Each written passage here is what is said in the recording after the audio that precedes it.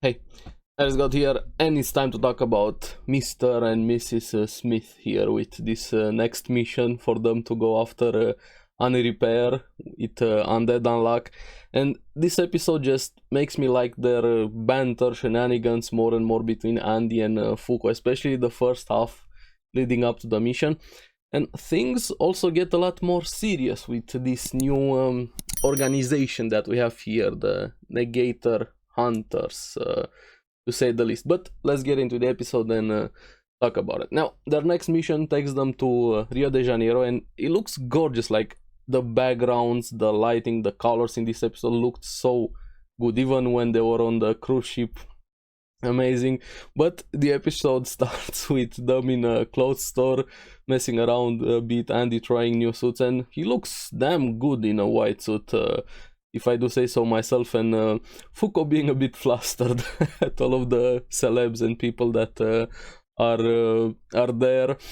And we see a bit of a before they get to the clothes store, how the mission starts, where he's gonna take them at this black market auction with Yumas, artifacts, negators, and kind of reminded me a bit of Chapter Black. We're gonna get to that a bit later into the episode, but they have to infiltrate and get UNREPAIR. Now Fuko trying clothes and Andy just giving her only the most sexy ones even though she was getting very embarrassed there.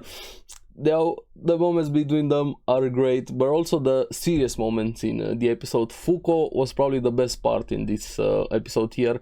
I really like how she views the world, and how, even though she seems like this shy person, which she is, when she's very serious about something, she stands her ground. Even here, when she asked Juice why was she chosen for this mission, being a bit insecure, and Juice kind of talks about her worldview and her justice.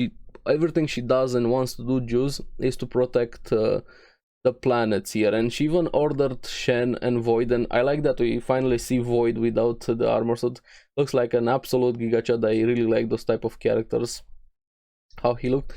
Kinda, we're not gonna see him again, unfortunately. I wish, I kinda like that Andy killed him. Hey, they needed to take those spots, but Void probably would have been a fun character to see. We didn't see a lot of his personality there. Now, the reason why she was also targeted to be killed, because she was very dangerous for the world, for the planet. But that's because she was unattended to, and now that Victor also became a threat, they have to use the Unluck to also maybe kill God, use it against Victor. So Fuko might be the key to everything moving forward. They probably need something very big to kill God, to say the least, but that's gonna take time to figure out the rule for Fuko to get used to her power, to learn to control it. I really hope that the story is not gonna end with or that's gonna be bittersweet if Andy actually dies. Like, I get that's what he wants, but I also kind of want him to end up with Fuko, but that's probably into the future. And even Juice told Fuko, do what it takes to fall in love with him. So yeah, this is also pretty fun between them. Now Fuko looks great in a dress there, the chosen one. They finally settled on one in the end, and I like how Andy pays attention to her. She was feeling a bit nervous, anxious, and takes her for a walk to calm her down a bit, even though he makes her even more flustered after that, running after her, wanting a kiss for himself, because Victor got one in the last few episodes. She runs away. And he runs after her. I was laughing so much during that scene, and Clothy gets along with Fuko, but he rips his chest also so that Fuko can touch Andy for a small dose of Unluck, but Clothy kind of realized, wait, this is gonna hurt me also. Good job, Clothy. Andy gets hit by a truck, sent into the sea there. Probably even a shark ate him, so Fuko got a combo there. Nice combo. But also the serious conversation between them, besides the comedy, with Andy being a bit introspective. I really like that quite a lot, saying he doesn't know who Victor is, or even who himself is, and realizing that Victor said he's the original, and him kind of confirming it, he's probably the original. He doesn't have a lot of memories, which I'm really curious. Victor is the original, so what does that make Andy? Is it a split personality thing? Is it related to the memory thing? Is he part of the power? I don't know. Later on we're probably gonna get an explanation of who or what exactly Andy is, but I like both Andy and Victor there, so that's gonna be interesting later on. But Andy's also worried about Victor and what he might do, which is a very fair worry to have, and this is why I'm saying Fuko is great, and both of them are great together.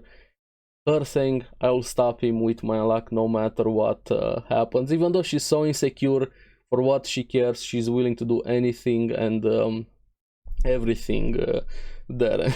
They have a moment, he grabs her hand, but she doesn't have her gloves, and a small doses of unluck happens, and Tatiana comes crashing in above on top of Andy. But also I have to say, Tatiana seems like a cute person that I really like her voice and personality there quite a lot. But also with the mission starting, they're gonna have to infiltrate as a married couple. Of course they do. Now this is where I'm saying it reminds me a bit of Chapter Black, if you guys know, from Yu Hakusho, with this dark auction underworld thing referring to Yuma's negators as cryptids. They overhear a conversation between two scumbags, basically saying they capture them, they sold them, treat them as slaves, and also eat them. I'm like, okay, damn, that's of course, sure, eating humans, even though they're negators or Yumas, like cryptids, how they call them. Now, this also kind of made their business boom a bit more, with the negators being easier to find because of the language unification right now. Negators being stuck with their own language. Even see here that Shen doesn't speak English, so only with the necktie they can talk to Shen. And the conversation here is probably one of the best things in the episode, when they're talking in that room, and the lighting in the room looked so good that I kind of want to have a room like that myself. And Andy saying, what do you think is better, Union or being sold here? Or Fuko asked, my bad. Now, both are the same, according to Andy, which he kind of has a point. Either die in a quest or become somebody else's plaything. You're gonna die in the end either way. But Fuko also kind of connects a bit with everybody here, and that's why she's kind of the humanity of the entire thing. Like, Andy is very jaded with a lot of things, how he views the world, but Fuko still has that innocence and hopefulness to her, saying she's also worried about what kind of life they had, the isolation with her powers, her issue, also to herself, how she had to deal with her power, everything that meant there. And according to Andy, there were 3 choices until so far for negators: accept your ability, give in into despair and die, or become a criminal there. But now there's a 4th one, thanks to Union: kill God, fight back. They finally have a way out of this cycle, so to say, and Andy votes for Union. And Fuko was about to say something, but we're probably gonna get that response in future episodes. I hope we're gonna get a flashback to that moment here. But overall, Fuko and Andy were great this episode. Just a build-up episode to the next mission. We even see a bit of UNREPAIR being warned by some guards not to go on the deck. And yeah, those guards had no idea what was happening, and we see some of the other characters being introduced here. Latla is with him, predicting that he was about to die, and he kind of goes against that prediction. Like, I was sure he was gonna kill them, but I'm curious how Latla and her predictions works. She said he was gonna get shot in the head. Now, him knowing that, does it mean he can avoid it? I'm really curious about how that is going to work. And of course, he kills the guards very easily. Apparently, he also has a whale pet, orca or something, Kain, using it as a transport mean, even wanted to have Latline Firtai the same way. Of course, she was against it. Get to meet two more new characters, Reap and Feng. Feng apparently only speaks Chinese. This got me thinking, is he related to Shang or something? Seems like this kind of master of sort, maybe the one that trained Shen. Maybe they're gonna have a connection between them that's gonna be interesting, considering the world negators and everything there. Now, UNREPAIR is also able to speak Chinese, replying to Feng, but during all of this, Tatiana was above them, overheard and saw everything that happened and related to everybody. And here we learn from Juice that this is the negator hunters, the other side of the coin, in a way.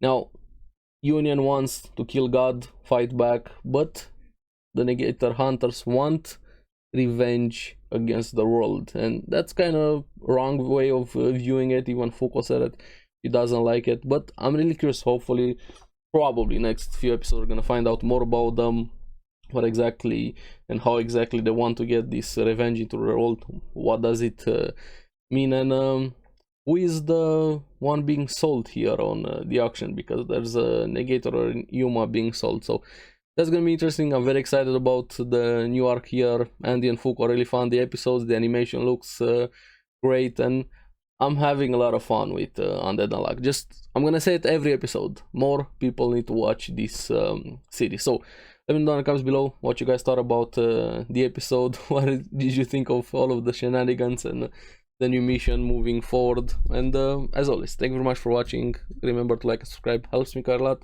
and you guys get the latest videos on the series that I follow. So keep enjoying Undead Unluck. Make sure to check out the podcast, Because Anime. Bye bye.